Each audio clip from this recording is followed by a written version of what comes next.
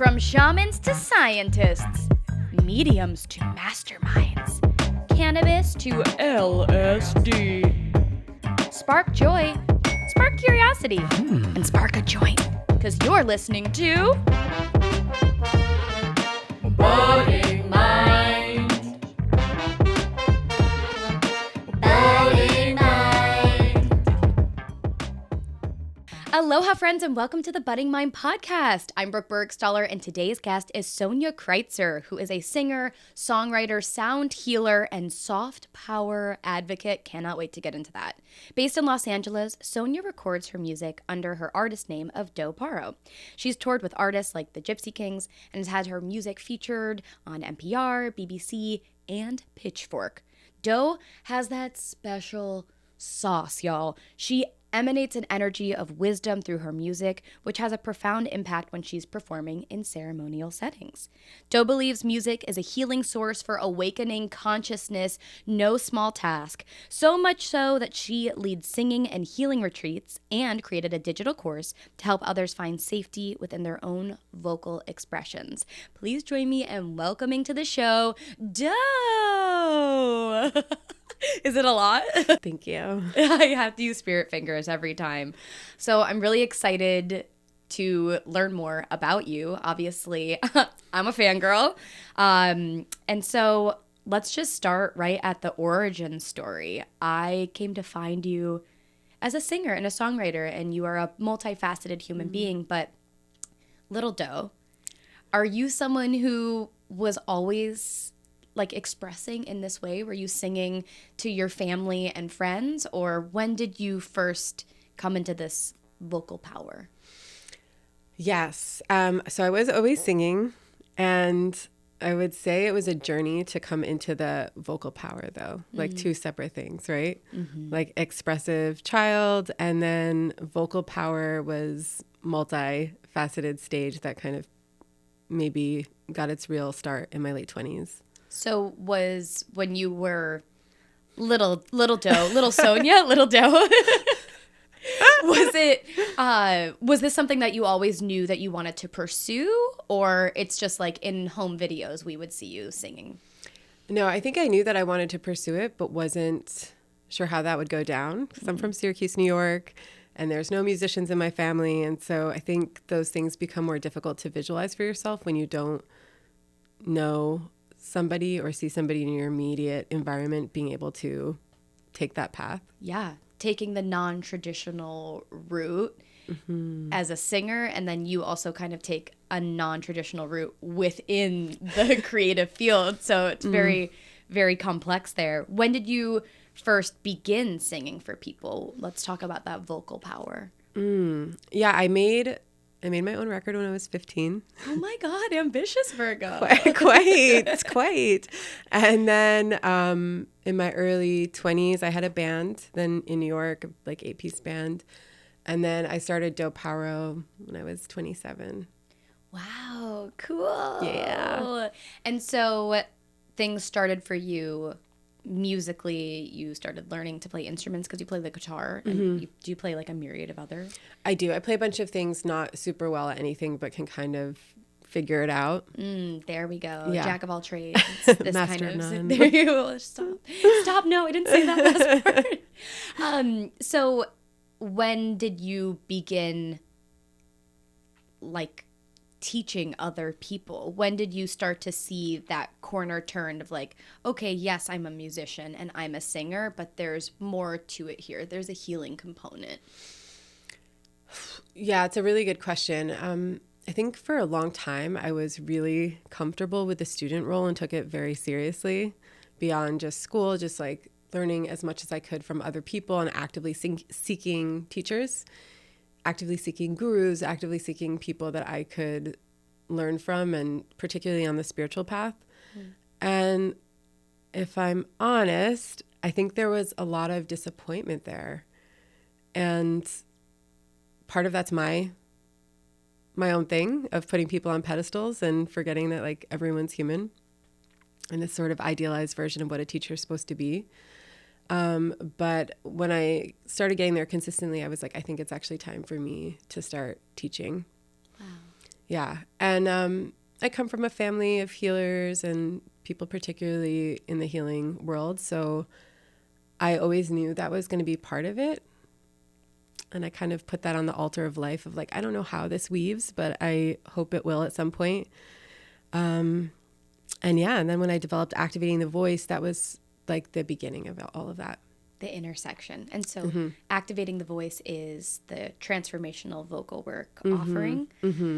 Oh, I'm so excited to talk about this. Let's talk. There is certainly a lot of philosophy behind this, a lot of spiritual philosophy around the energy of the throat chakra and how the ability to express oneself is like a life lesson that we all need to learn, whether it's through singing or just like speaking your truth.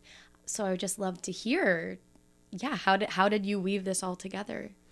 Yeah, I'm just sitting with what you just said. Like we all need to learn it. I think that's what really excites me about it is it's one of these personal initiations that everyone has to find their way through.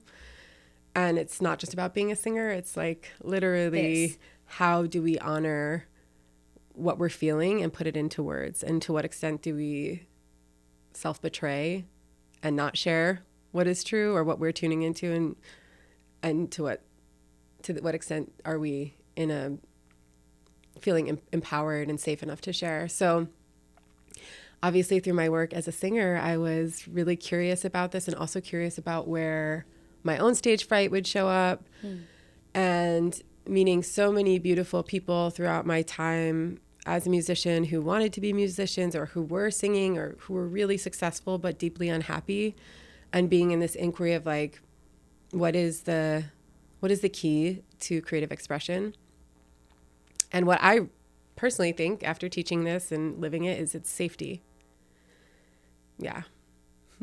Oh, yeah, that like certainly hits a note here because singing, expressing all of these things, it's like probably one of the most vulnerable human modalities of existing. Like I like to sing to myself. I sing in the car. I sing to my partner. I don't have the guts to sing out loud. What do you think? What is that? Why is it so scary for people? It's such an interesting question. I think it is in what you just said. It's so vulnerable. It's like it's our soul. It's like the signature of our soul. It's the part that if we like took away the flesh suit, we'd still be there. The voice would still be there. And that's why it's so personal. It's like the expression of your vibration. Your emanation. Yeah. So can you tell me a little bit about the course? And it's called Activating the Voice. It's called Activating the Voice. Yeah. And it's been a really evolving process. No doubt. Really hard for a Virgo. But I'm just learning from it. The course has its own journey. And I'm like, how do I serve you? Because when I first started, I was like, this is a singing course, like very literal. And then as I started teaching, I was like, no, this is not a singing course. This is something else. This is like a healing through the voice, transforming through the voice course, where I started realizing that that there's just like a lot of trauma that happens on the vocal level that's connected to emotional things. So like vocal nodes or thyroid or your voice being stuck in a certain octave, that there's lots of reasons why those things are there that connect to like ancestral or personal or cultural trauma, and sort of unpacking those through singing or other things is quite liberating and can heal so many things, and it's just like a path of joy. Can you tell me a little bit about, at least in your experience and philosophy, what is the energy of the throat? Yeah, good one. I'm so juiced to talk about it. I love this stuff.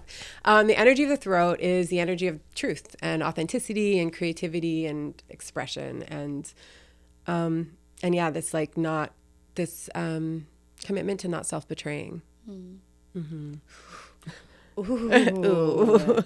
And so do you think that when someone has a thyroid issue or even just like a raspy voice, my Virgo ass brain is always like, oh my God, I have like a pimple on my third eye area. Like, what am I not seeing clearly? It's like, maybe it's just hormones or you don't want your makeup off. But, right. But what is the deeper meaning? So acknowledging that is totally plausible from what you have witnessed when there are like vocal tendencies or issues or health signifiers, like how do you kind of connect that to maybe something going wrong in this area of truth?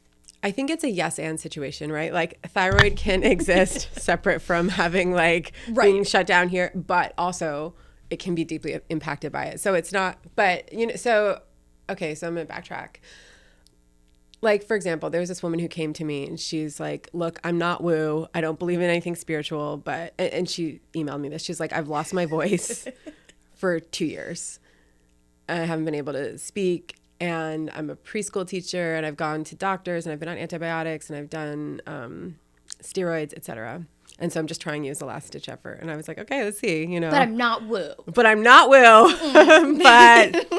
just so you know. And I was like, all right, let's see what happens, And yeah, by the end of the course, she was like talking and singing. And she was just like, this is actually about my people pleasing and how I've really neglected my own boundaries. Wow. Yeah. Crazy how these things show up to, well, get us to learn the lesson. That's pretty extreme, though. I also read that you've had some clients who have like had laryngitis or have had thyroid issues, and you've seen these things transform. Can you tell me, without like mentioning names, maybe a story or something here about?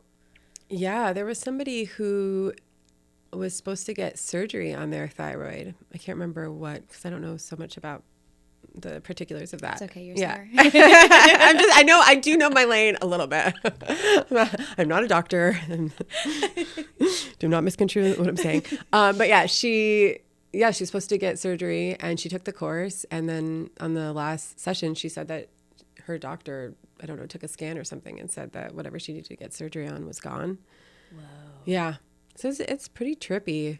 And it also makes sense, though, the body, so the voice, right? It's the one instrument where your body's the instrument. So it's kind of a practice of tuning it. Yeah. When you're singing and learning different like vocal techniques, you're tuning up the body and it works in many mysterious ways. I've taken some vocal classes before, and one thing that I find so marvelous and also mind-bending and like many things irritating, because you're like, well, I just want to have a good voice. Like I want to be born with a good voice. And some people really are. Like you can be born as a clairvoyant and like you have a stronger capability than maybe someone else. But these are muscles that anyone can flex. And I think that might also be like a barrier to entry for some people, that knowing like I could work on this and there could be something there that changes or heals or evolves. So I won't. I want to stay here. So what are some of the things that you work on with clients, particularly as it relates to this course? Like what are activities or like... I mean, okay. So a lot of it is really identifying different limiting beliefs that are around the voice particularly. So it's really niche and specific. So like you just said, oh, I don't have a good voice, right? There's so many people who think that from childhood stories that have reverberated into adulthood, not getting into choir, like being told as a kid, you're singing off, all these things. So like kind of going through the vocal history and then also going beyond that and being like, where in your ancestry, like what are certain survival mechanisms that people who came before you had to acquire in order to survive. And a lot of times that's around assimilation or hiding. And so there are parts of us where we're scared to, as the recipients of those experiences, like scared to be seen and heard. And so kind of shedding light on all of those things through different journaling practices and excavating it. And then learning to have fun with the voice again through singing and like really playful activities and stuff. It's really beautiful. It's beyond mind-blowing. Do you ever feel like, you've certainly stepped into the position of the teacher, but do you still feel like there's even more unraveling to your own story around your voice, or? 100%. Yeah, it's a really good question. Thanks for asking it. Yeah. Yeah, totally. I mean, I'm also a student as I teach this, and like try to just be humble to the fact that like I'm not driving this whole thing. And it keeps evolving as I keep learning more. And definitely my voice has totally like been in the peak of its expression through teaching it. Yeah. So we'll see where else it wants to go. I want to write a book on it eventually. Wow, I love that. And Yeah. like, you definitely need to be the voice for the audiobook. I mean, come on. I love that. Please, Okay, the it's world done. needs It's it. done. Okay, It's fine. done. Wow, it Fine. was that easy. Fine, don't beg me. And so you also mentioned that you just came back from, apart from the course itself, you also lead singing retreats, Yes. which I have to imagine is not exactly like it sounds either. And you said you just got back from Costa Rica, which I said not only topical, and you said not only tropical. Can't let that joke not make its way into the conversation. What happened on this retreat, and like how many people are joining you, and just walk me through like a little bit of the experience. Oh man, the retreat is magic. I do it every year over New Year's in Costa Rica in the jungle. And it's just like the land there is the space holder. Yeah, because nature in its wild form is so vocal. It's like the birds are singing and the wind is rustling and the frogs are at night and the cicadas, and you're like listening to all of this and you're like, you can really ask the question, so why am I so scared to sing or express if everyone else in the great symphony of nature is doing it? Wow. Yeah, and when we go in that zone and get away from this world for 9 days, then that container of safety that I mentioned is really possible. So you can do like quite intensive work around this, and I don't know, it's amazing. You just kind of brought into my mind, because you live in Los Angeles, so you certainly aren't a stranger when you live in a large metropolitan city to sound pollution and just like kind of the incessant reverberation, which, you know, when you speak about it kind of sounds like evil and seedy, and we don't want it, but like it's a part of life, right? Like you have to figure out a way to incorporate that. But I guess one thing that I was reading about you was you had a beautiful quote that you had shared about appreciating the silence in between sounds, and how that has lent to just your deeper understanding of the full spectrum of the auditory experience of being a human. So like, how do you take a break from sound? How do you, like, what is that? Is that a practice for you? Do you find that to be important? Yeah, I do. I do 10-day silent meditation retreats. You lead them? I don't lead them. No. Vipassana. Vipassana, exactly. Yeah. Have you done Vipassana? No, I talk too much. I'm not ready for that shit. No, We gotta detox a little before we're ready. Yeah, Vipassana. And that's really helped me to take deep breaks and let things kind of settle into my system more. Yeah, and learning to listen in different ways always too. That's like, it's just interesting, the foil of these experiences, like being so connected to vocal expression and singing and sound, and then also experiencing the other side of that wheel of like diving into the silence and the void and the settling. And yeah, that's balance, baby. That's it balance, sounds baby. Like you're definitely like playing in that field, and I think that's just so freaking beautiful. Thank you. I know, I'm thinking right now about that, like even the written connection between voice and void. Yeah. Gotta know one to know the other. Ooh, this is medicine for me. Honey. Thank you. This is just a therapy session. Thanks for coming on my podcast. Tell me I'm okay. You're great. You're beautiful. So one of the things that you also offer, which is one of the ways that I came to meet you in human, is through playing music in a ceremonial setting. And I am not a musician, but like I diddle on the ukulele. Clearly, look, like I have no idea how you play a ukulele. I'm miming it all wrong. But having been a participant, someone on the receiving end of music in a ceremonial setting, and I'm sure you can attest to the importance of that offering, the importance of when you are tapped into a field of a plant medicine or otherwise, your connection to the real world, well, real quote unquote world, is largely through sound. So when you are giving music in this way, there's like a sense of responsibility in some ways. And so, yeah, I'm wondering, how do you step into that role as facilitator of sound? And do you feel that responsibility? And if so, what does that feel like? Oh, definitely. And not in an egoic way of like, I am responsible for all these people's experience. Right, like, this is my concert. No, I mean, the plants are doing the work. I'm, in service to the plants. But I am in responsibility to my own energy and what I'm bringing in, and to making sure I'm like well resourced and in a good space, because the vibration I emit is going to impact everyone else's experience. So that's the sort of thing of just like being in my own practices so I can stay fully attuned and be in a practice where music is a service that's not about me. Yeah. So many golden nuggets. You're just pouring honey all over me. Have you had any remarkable experiences that you can speak to of channeling music in these environments? Yes. I'm like, am I going to say this? Because it's just so crazy, but there are many witnesses.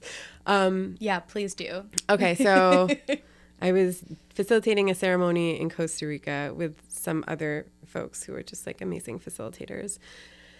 And we're about halfway through, and my friend turns to me and she goes, "What song do you think we should sing right now?" And I was like, "Let me think about it." And then I just started singing this song about water, and it like instantly started raining. I didn't know. I was like, "Am I imagining this?" But then everyone started laughing, and I was like, "Okay, no, this is actually happening." Cool. You can do that. You can just call on the rain. Like nature is here listening. We're in dialogue. Like I'm singing there. I am heard. That was the message I got. I'm like, we are so profoundly heard. Wow. Mm-hmm. Oh, you want to talk about rain? I'm a cry. Like you are evoking the water. I guess what that reminds me of is, in the Western world, we think that so many indigenous and native practices are woo, like they're so far out, like why are you doing that? But farmers and people of the land for millennia have like done rain dances, have like called to the elements and beckoned them to help their communities, to help their agriculture, to help all of these things. So to have that firsthand experience though of like, yo, nature is, you want rain? let Doe play you a song. It's a spirit. Yeah. I mean, we're so disconnected, right? Those indigenous teachings are everything. And we so profoundly depend on the rain and the elements. And it's our like really misguided belief that has us think anything other than that. Mm-hmm. It's like a total act of grace that we get rain. So back to these ceremonial settings, because again, as the participant, I will always leave from like a weekend long retreat, like, and I know I'm not alone because I'm with people I know that are like, we're gonna start a band tomorrow. Like that music changed me. I'm picking up the guitar. I'm like for like 3 days, I like actually am trying to learn guitar, and then I'm like, go back to being human, more human, and I think that there's like a false idea, which is typical for a lot of different artistry of like, Doe just like snaps her fingers and like spirit is making her sing this song. And like, she doesn't she doesn't actually know how to play guitar, but like somehow, I guess what I'm trying to get at is the level of experience and study that you actually as a music facilitator have to be disciplined in to have these spontaneous offerings.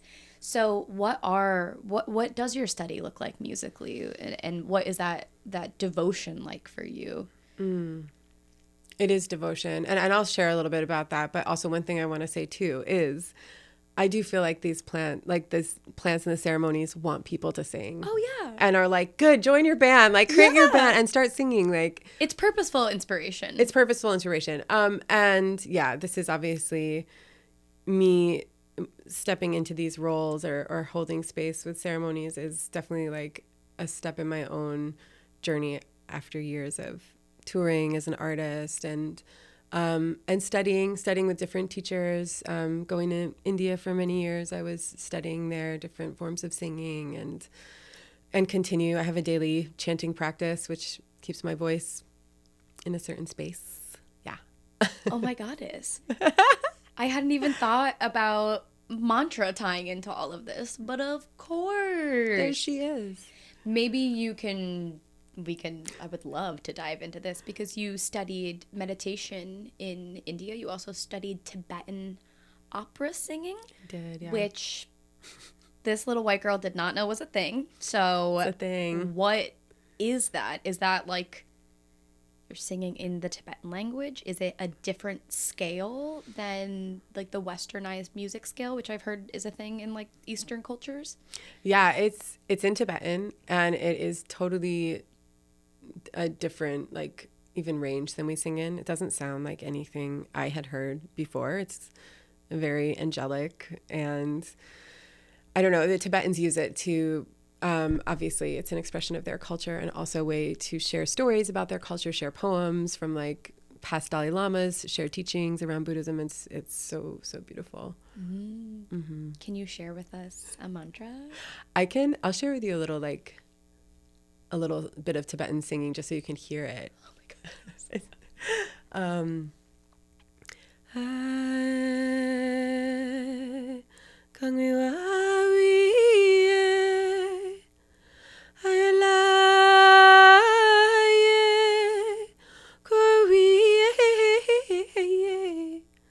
It's like a very tiny bit. Oh, wow. Thank you. I'm just going to like replay that over and over and over. What were you saying? Oh, wow. That I would have to go back and read my notes on. It's part of a poem. And when you're like it's almost like a warbling of the voice, which I listen to like a lot of Indian music. No idea what anyone's saying. I'm just like drawn to this culture, but you can hear like this scale sliding in a way that, again, like a lot of our American pop stars, like no one's diving into this. So I guess I just think it's marvelous that there could be many musical theories existing on our planet at one time. And do you tap into that, like being studied in all these different cultures? Is your music today and like an amalgamation of these things? A nice question. I think it must be because I just continue to expose myself to more and I love learning how to sing in other languages. And I think my continual inquiry at this point as a musician is like, what is the universal bit?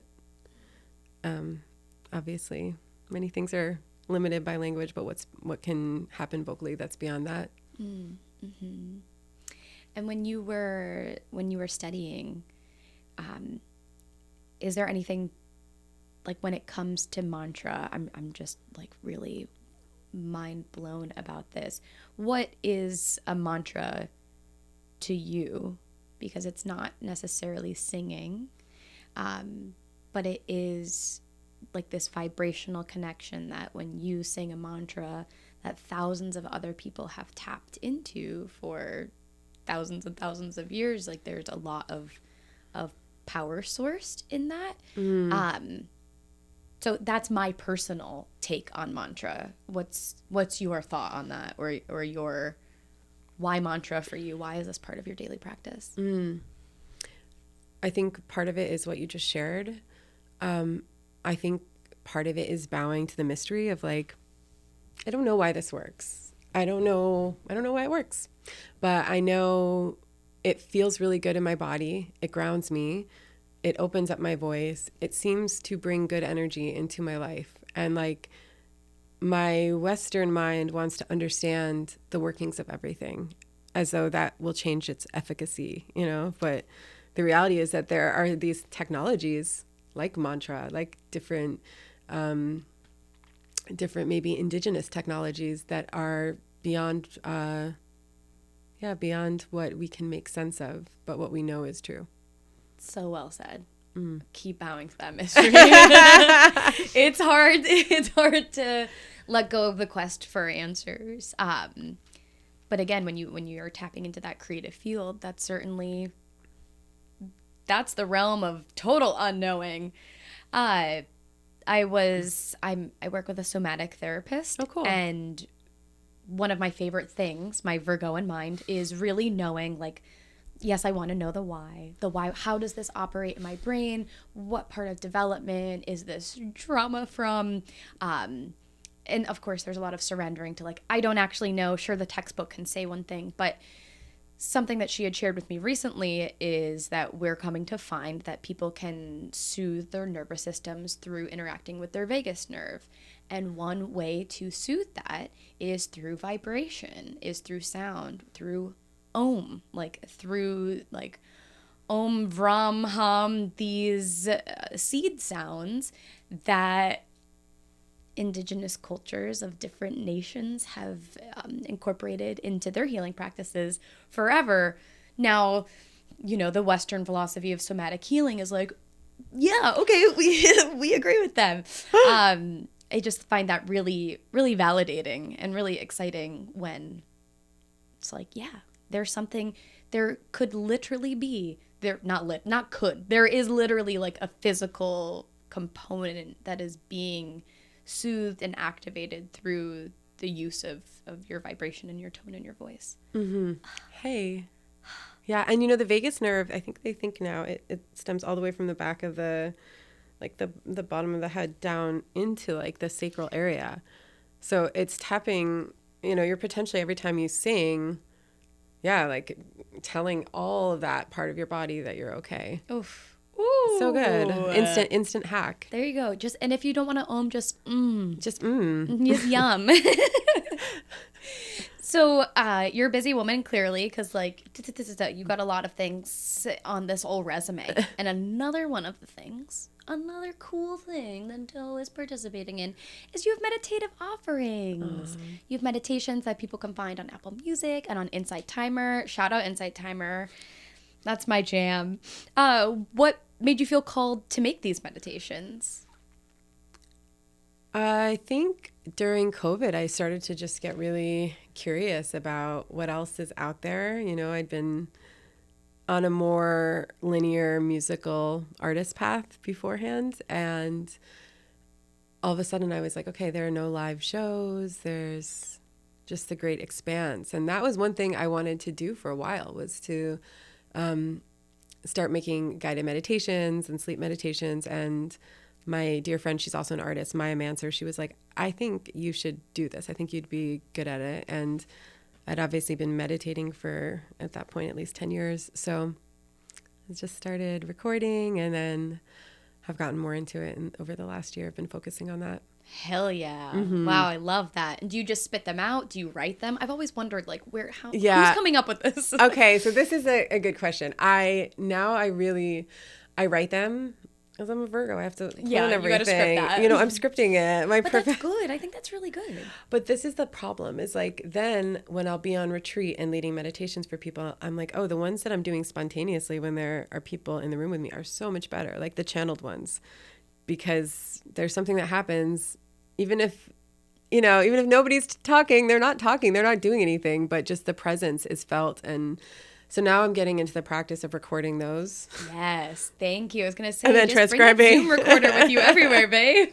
Thank you. We need it. Yeah. I need my 10 minutes with Doe when I wake up. I'm going to do one for social anxiety. That's my new one that I'm thinking the world needs, right? We all need that. Yeah. I mean, like, how about twice a day, every day? You said that you've been meditating for 10 years. Straight up, every day? Like, what's that look like? What's your discipline? Do you really do it? I really do. But it took me a while. I do now. It took me a while. I didn't. I would go on these like meditation retreats and be meditating for 9 hours a day and then be like, this is my thing. And then, it's really hard to upkeep that. Again. Yeah. And then you're like, okay, no, I'm not meditating. Months go by. But now I have like a consistent practice. I sit for a half hour every morning. Wow. Are you a morning person? Are you a healthy person? Of course you're healthy. Yeah, I love the morning. Your skin is vital. So she's glowing. She eats her greens. I can like really tell.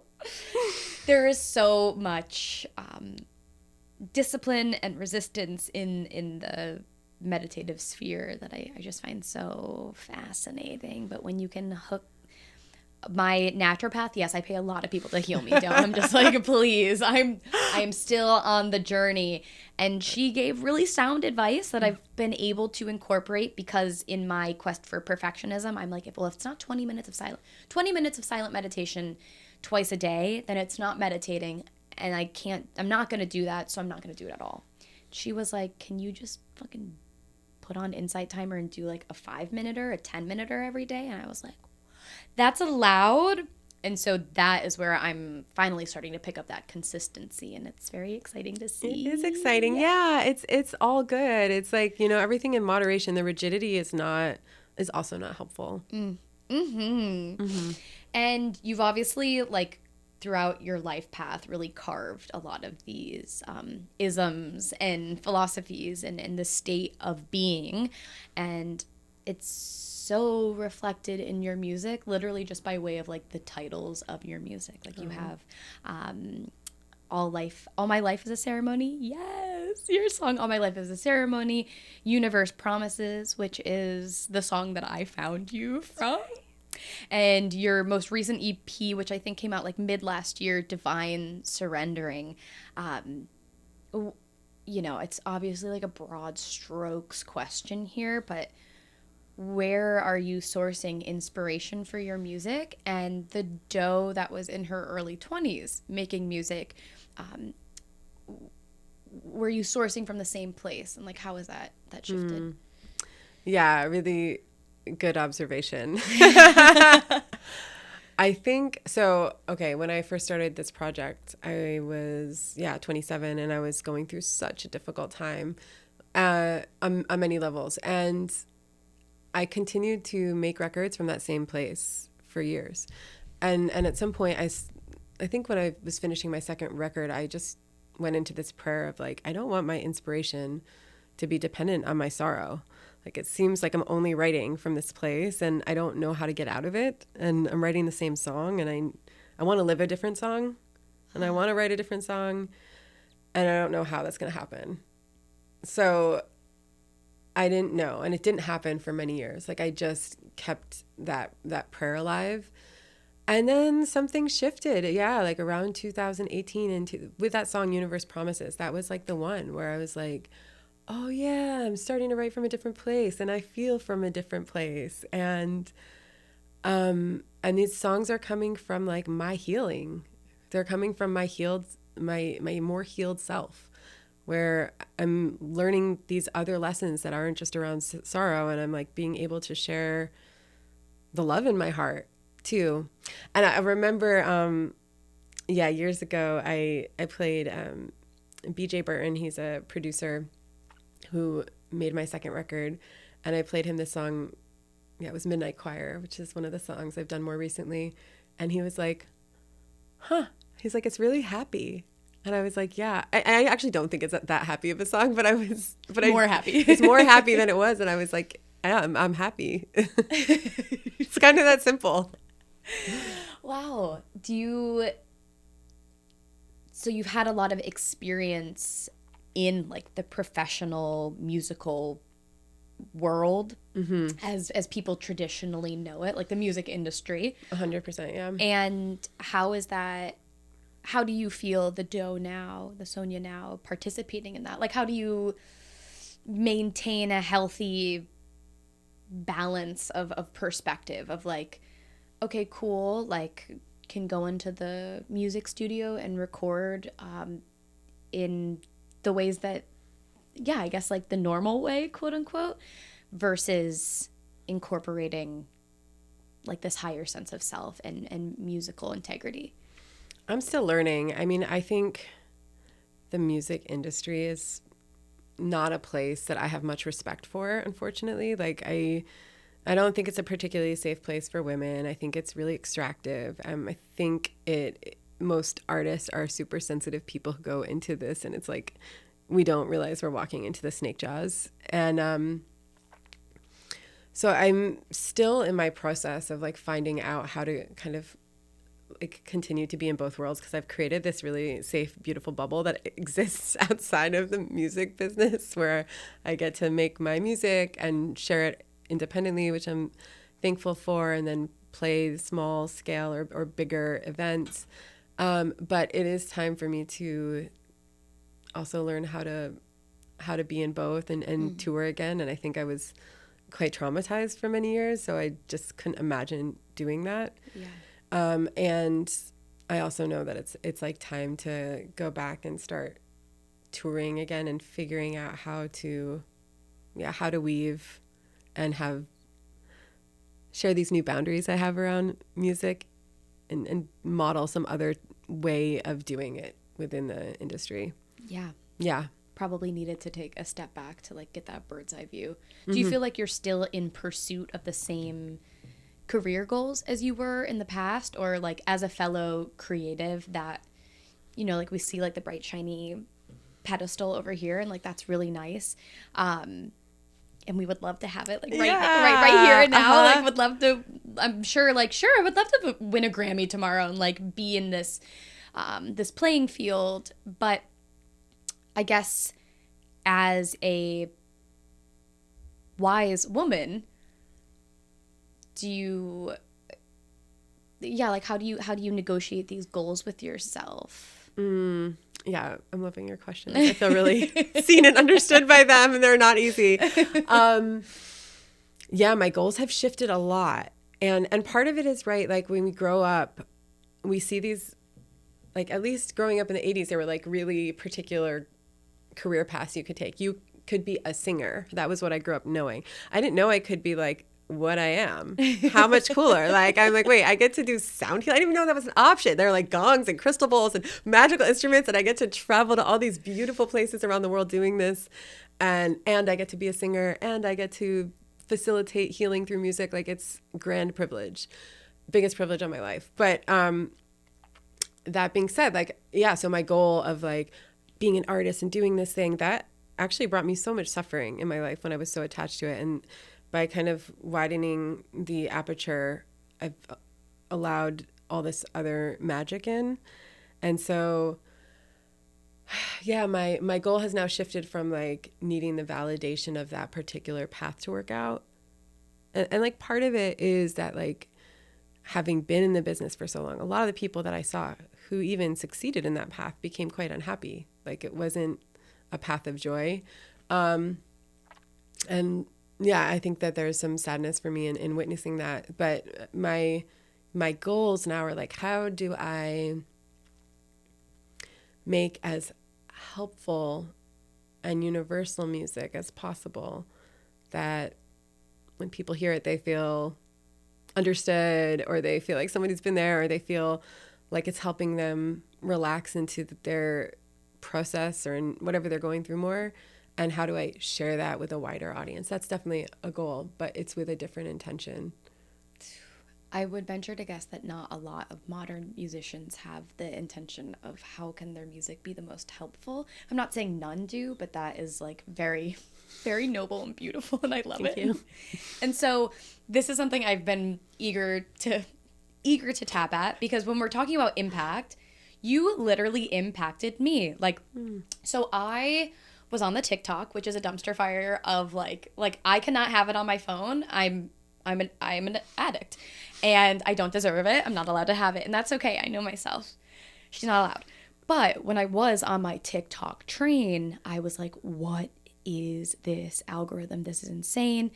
I was watching a lot of videos, and I thought that they were all like burning holes in my brain. And then and they were. And then I got you on the talk. And also, like, it's kind of interesting because the social media persona doesn't necessarily like fit with you in my brain, but like it makes sense that you are being really well received on social media because you're authentic as fuck. And I don't even know. I think it was your song. I think I heard the song Universe Promises, and then I looked at your profile on TikTok and I was like, you literally gave me a glimmer of hope of like, oh, if she's here creating in this way from this place, and I feel this way, then like all these other people seeing her videos are also getting at least a taste of like a break from the puppy video or like the teenagers dancing. It's so dark. But like it's dark, and then there's many more creators that are putting things out in the world in the vein that you are, and we need so much more of that. But I guess like, what was the first thing that you were putting out on TikTok that started gaining traction? And how have you, especially as an artist too, you can't deny like you have a pretty big following there. So it's like, you don't want to bite the hand that feeds you. Like, put your music out there. All these people get to be exposed to your offering, to that, like, what is helpful. Like, so yeah, first we'll start there. What were you putting out on TikTok where you were like, okay, this is a platform that I'm going to participate in? It was like that, yeah. Because so TikTok was one of those things that during the pandemic when I was like, okay, I'm not going to be making, like, I'm not going to be able to support myself in the ways that I have in the past. Like, live events are out, and let me get creative. And my manager at the time was like, you should get on TikTok. I was like, oh, I can't handle another social media thing. But then quarantine happened. I was like, all right, let's go. And I was just making videos for a while. And my thing was I was just going to do educational stuff so as to not have to get in the mindset of like self-promotion. Because I think that's what I found so cringe about other platforms and kind of how I understood musicians and myself even like had to engage with it. But the educational stuff kind of gave me a new thing of like, oh, again, the frame is shifting from like, this is about me to like, what can I share that's useful? And so I made a video on earth ships. I was in New Mexico. Oh my God, that's my future home. I'm gonna live on that. I love the earth ships. I'm really obsessed with biotexture, and I made a video on them and it went viral. And I'd used my song in the background. And that was when like things started to come online for me of like, oh wait, you know, I'm an independent artist for the first time in years. I'd been signed to a record label. Like, this is actually a way that I can engage directly with my fans and share my music and share cool things that are happening in the world that I get to see. Hit him with a double whammy. Universe Promises plus an earth ship. It's like, we got it all here. You are getting them from the cellular level. Healing from the inside out, people. How do you, of course I relate to like that feeling of needing to perform or to promote. So like, how do you tinker with that scale? Ooh, it's so hard, right? Because we are performing. Like right now we're performing. Yeah. We're having a real conversation and there's authenticity and there's an awareness that there are cameras. So this is like the trick, but I think actually, I don't know, this thought is just coming to me now, so I'm gonna have to gestate it in real time. But I just think we're like, actually our generation is so used to performing. We're always performing on social media. There's nothing that we post on social media that isn't some performance, some awareness that other people are going to see it. And we've kind of been initiated into this age of performance. And so I think a bigger question for our generation is like, are we able to not perform when we're just intimate with people? Oh, shit. But yeah, in terms of the self-promotion stuff and navigating it, I don't know. I continue to try to figure out a way that feels real. Yeah. And also being like, it's okay to share that you've done something, that you've made something. Like, that's cool. Like it doesn't need to be like peanut butter jelly sandwiched into something it's not, or trying to find like a way to share it that's not sharing it. Like, no, I made this thing. Here it is. I hope you listen to it. It meant a lot to me. I hope it means a lot to you. Bye. Wow. Keep it Sims. Hell yeah. Because you just said it, social media, there is like a relevance and importance to it, especially as artists, giving people a platform to be able to like literally provide for themselves. However few and far between that reality actually is. But how do you I'm on a big social media kick right now. Again, I like TikTok. Have to know my boundaries. She's not allowed to have it. Instagram, I have to delete it from my phone when I find myself habitually engaging with it in an unconscious way. And it's a pattern that like repeats itself. Me too, by the way. I delete it all. I think it's not on right now. Yeah, I keep having to like re-navigate how I can participate with it. So yeah, any tips or tricks? Sounds like you're the same as me. Delete it when it gets to be a problem. And yeah, when I notice like, what is the intention behind what I'm, like, anytime I'm just thinking too much about it, I'm like, it's time to delete this. This is occupying too much time. Yeah. I need to be creating. And I think it's tricky. Yeah. And it's a double-edged sword. It's like, it's great. It's helpful. It's the way we can share stuff. It's the reason we're connected right now on some level. And then, and social movements are happening and political ideas, and we're learning so much from each other. So there's lots of good stuff there, and it's highly addictive and can create a lot of insecurity. Yeah. Yeah. Nicely said. Thank Comparison. Keep it real. I love that. Okay, second to last question. You talk about soft power and this yin yang of softness and strength is just so yummy and delicious and feminine in a lot of ways. So what does that mean to you? Like, why do you cling to those words? Yeah, so those words came to me. I had finished my third record and didn't have a title for it. And the way all my records have come about is like I just write them first and then I try to like zoom out and think what it is. But I was really struggling with this one. And then I picked up a copy of the Doe and I read this line about how the softest thing in the world overcomes the hardest thing in the world, something like that. And I was like, oh yeah, that's what it is. It's like about soft power. Oh yeah. Oh yeah, that's what it is. This is like, this is the medicine that I need and want to share, and that the earth, I think, wants right now too. Mm-hmm. Okay, now this is the real second to last question. Doe, is there, what is Doe Paoro? What is the name? The name is... I was like, is she Scandinavian? The name is a few different myths about women from, different places, and animism. And so Paoro is from a Maori myth where this cliff mates with an echo. Of course. You're so far out. I love I'm it. so far. I was like, yeah, cool. This is like, it's like 2011 me, and I'm like, that's what that is. This cliff is fucking this echo. Right this cliff and this echo are going to give voice to the first woman. And I'm going to choose that. And I was like, I want a secret name because at the time I was writing songs that were so different, that were so personal and vulnerable. And like when I look at recordings of myself from that time, I'm just like, I'm like a broken glass. Like, I'm just like, I'm so open. And I was like, I don't think I can put these under my name right now. I need to just like have my secret alias identity. It slaps. Love so it. Good. I feel like I can't pronounce it correctly, but I do love it. Okay. And now here's the real final whammy, baby. Gosh. Ask everyone this question, and they begrudgingly have to answer it.